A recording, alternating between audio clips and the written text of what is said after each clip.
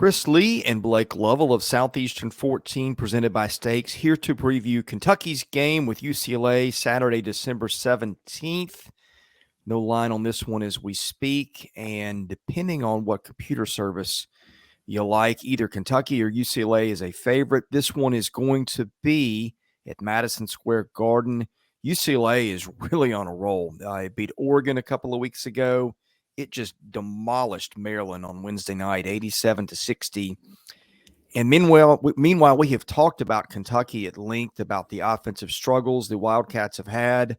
Got beat at Gonzaga, gosh, it's almost a month ago now. And Kentucky has had 4 games since then. It's gotten nice wins over Michigan and Yale, but Kentucky really has not looked like the team yet that we expected the Cats to look like.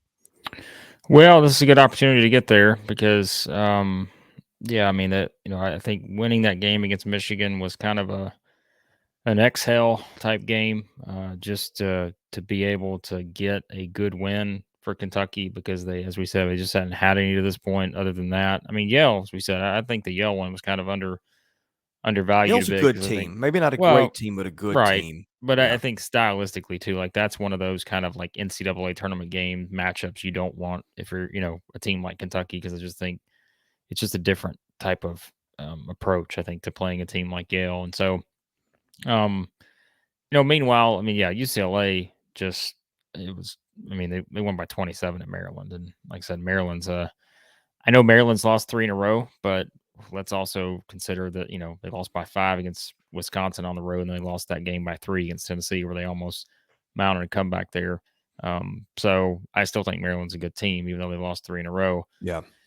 But this is going to be a challenge for Kentucky because I'm still hesitating a little bit when it comes to Kentucky. I know they won 4 in a row. Obviously, they look better since that Gonzaga game. But I still tend to be a little hesitant in terms of what we're going to actually see from them in a game like this, because this is, I think, technically, like this feels like their biggest game of the season at this point, even though the Gonzaga one was important, as was the Michigan State one. But I mean, I think UCLA is probably the best team of the bunch. So when you look at it from that standpoint, yeah, it feels like a very interesting challenge here for the Cats. Yeah, Kentucky's a good defensive team. Looking at Ken Pom, 7th nationally defense, 18th in offense. But you watch them and it doesn't seem like it. And I think part of the issue is 2-point shooting outside of Sheboy. I'm looking at true shooting percentages, which kind of combines free throw percentages and field goal percentages. And you look at the team's field goal percentage or free throw percentage, I think it's 68 or 69%. You'd like it to be better for a team that's expected to be at Kentucky's level. You got Jacob Toppin at 47%.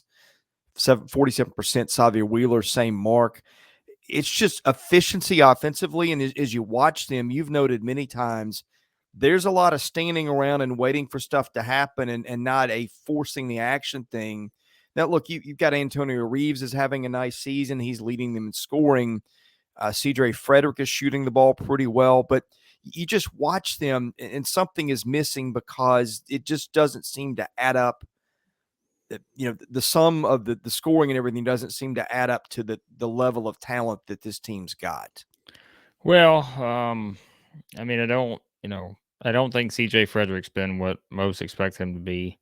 And I think when you take that out of the equation, that we talked about kind of the going into the season, right? We were like, okay, the 2-shooter dynamic of having Frederick and Reeves on the floor at the same time, that's great, right? But I mean, really, since the South Carolina State game, he scored, 14, 16. He scored 17 points in the past 5 games combined.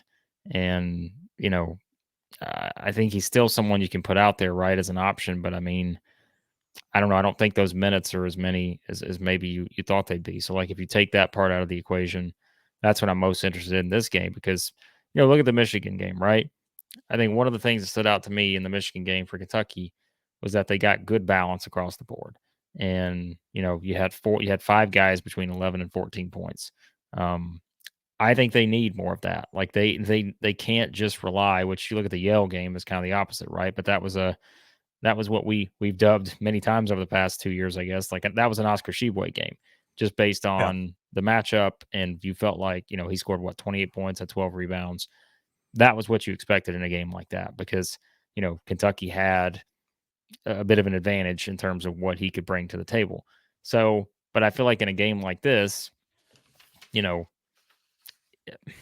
I think you're going to need more than just Oscar Sheboy. Like you're going to need a lot of guys stepping up, and that's where again I think when you go down the board, who I'm turning to first. Like I think that's where Case and Wallace comes into Yeah. play because he is someone that I just think that we've seen what he can do. And to me, this is, kind of one of those games where, yeah, I mean, the scoring for him has been a little up and down, but he's taking more threes now. And I think they need him to hit some threes because, again, if you're not getting maybe what you thought you would get from Frederick in that regard, if you still have Wallace and Reeves being able to knock down threes, that's something that can really give you a nice boost.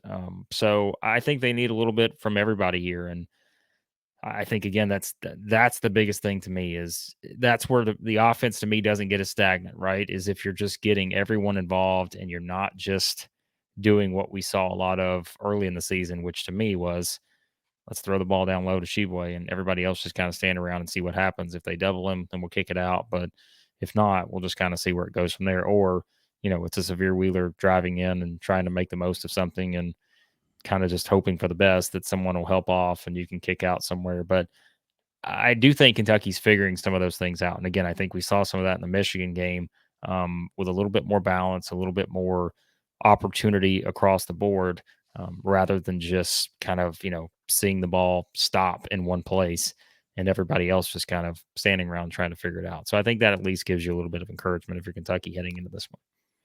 Before we talk about UCLA and the matchup challenges there, a quick shout to our presenting sponsor, Stakes. Predict sports better than the crowd for a chance to win NFTs. With Stakes, players can submit their sports predictions against friends, other fans, and influencers forever. Don't let your sports genius go overlooked. Join Stakes and have the best predictions captured in the moment. Go to playwithstakes.com/14. Use our invite code Southeastern14 for a double welcome bonus. Okay, UCLA is, as we said, playing exceptionally well.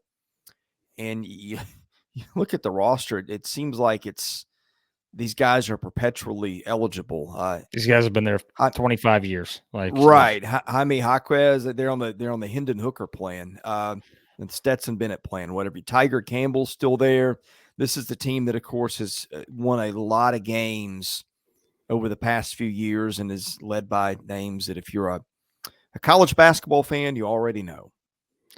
Yeah, this is like you said, this to me is a very kind of battle tested group. And like you said, Jaquez it does feel like he's been there forever, but don't let that discount what he can do because he's still as good as ever. Um, he's just, yeah, I mean, he is kind of just someone that makes a lot of things go, but at the same time, you go down the board, right? You said Campbell's still there. I mean, they got 5 guys averaging double figures. And that's where we talk about balance on the Kentucky side. You love to kind of see that, I think, with a little more balance there. But, you look at all these different guys and kind of what they can contribute. I really think you're looking at this group and you're saying, okay, if you're defending UCLA, kind of on any given night, I think when you go up and down the board here, whether it's Jaquez, Clark, Campbell, and so forth, I mean, you've got a guy that can go off for 20 points, right? I mean, even add Bailey into the mix. All these guys, I think that just clearly have that capability to kind of go off and have a big game scoring wise. I mean, look at what Singleton did against Maryland, right? He had 18 points, I think, in 24 minutes, hit 4 threes. So this is a really tough team to defend. And you just look at the numbers offensively. UCLA has just been they're clicking right now. The thing is, beyond that, not a ton, right? Like once you get beyond those guys, there's not a ton. And I think as always in these kind of games, we can't ever predict foul trouble, right? But this is the kind of game where, one guy gets in foul trouble, maybe that changes the landscape a little bit. And that's where I think on the Kentucky side, real quickly, you want to see them kind of attack here. I don't think you want to see Kentucky settle for threes and those kind of things. If you get open shots for Wallace and Reeves, that's fine. But I think you want to see Kentucky kind of, again, be aggressive and not just, kind of settle for a lot of jump shots. But again, UCLA, they take care of the ball. They're very efficient on offense in so many different areas. But, if they need to shoot threes and make them, they can. If they need to get to the rim and be able to, efficiently score inside the perimeter, they can. And that's where Kentucky defensively with Sheboy, that will play a role here. But there's a lot to like about this UCLA team offensively. Well, interesting you mentioned foul trouble.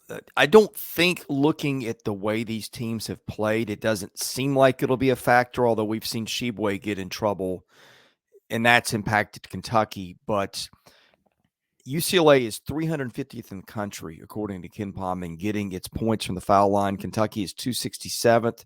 Now, UCLA shoots it well, almost 74%. Kentucky at 69. It's a little less than what you'd like. Two foul participation.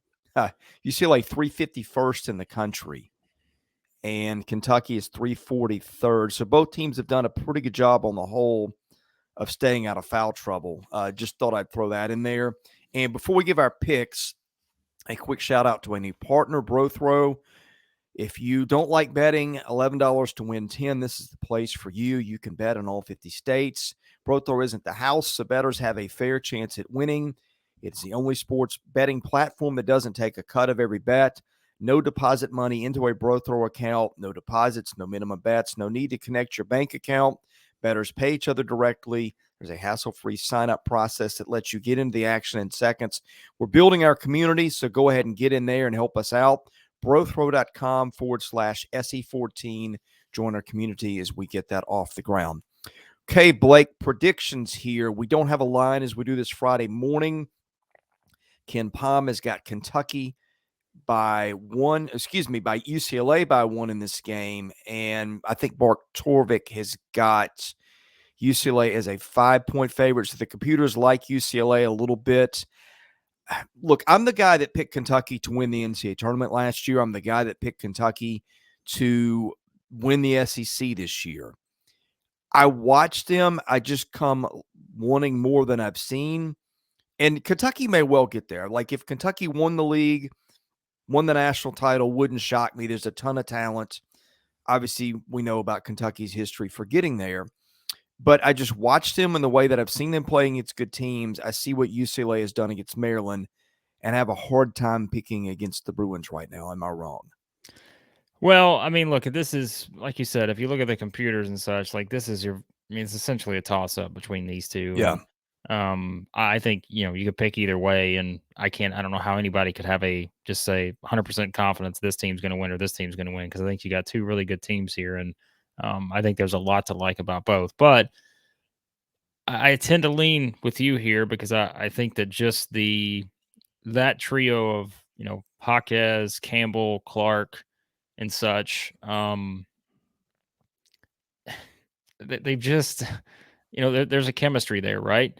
And I think just the chemistry, and I know, there's other guys too that I probably didn't I don't remember which of the trio I mentioned, but as we said, there's a group there that's been playing together for a while, and I think that they have certainly figured it out a bit in terms of what they need to do right now. And so I think when you look at that group, and again, coming off the Maryland win on the road, how can you not be impressed with UCLA? Yeah. I think Kentucky's a better team than Maryland, but I don't know how you can't be impressed by them going on the road and winning by 27 against a team that, I still think, like I said, is really good. They happen to be on a 3-game losing streak where they lost a couple close games and then get blown out. I think I'm actually going to pick UCLA here because I just think that they are the team. Just experience wise, they have more experience playing together in these kind of games. And I Yeah. think for Kentucky, I would like to see them. I know they beat Michigan, but I think this is the kind of game like I would like to see this Kentucky team win before I would probably feel confident in picking them to win, if that makes sense. So yeah, I'm going to give the Bruins a very slight edge here, but like I said, I think you can flip a coin because I think this Kentucky team is talented enough to win this game. And I think they're good enough defensively to slow some things down for UCLA. But man, it's just I think if you watch that UCLA game against Maryland and you're a Kentucky fan, that you see some things that This is a very confident UCLA team. It's a very, like I said, a very tested team in terms of just playing in a lot of big games. And I know they lost a couple close ones to Illinois and Baylor early in the season, but I like their efficiency. I feel like this will be I feel like this will be another kind of grinded out type game. I know both teams can kind of get up and down the floor, but I just think I would probably pick UCLA with a little bit more confidence here. Okay, we are previewing all the big basketball games involving SEC teams. We previewed all the bowl games involving SEC teams. Boy, that's been a challenge with all the opt-outs and things. Best way to get all that, hit that subscribe button so you don't miss anything. We'll be doing recaps during the season. We'll do some live streams. Again, hit the notifications button so you don't miss that. He's Blake Lovell. I'm Chris Lee. We are Southeastern 14 presented by Steaks.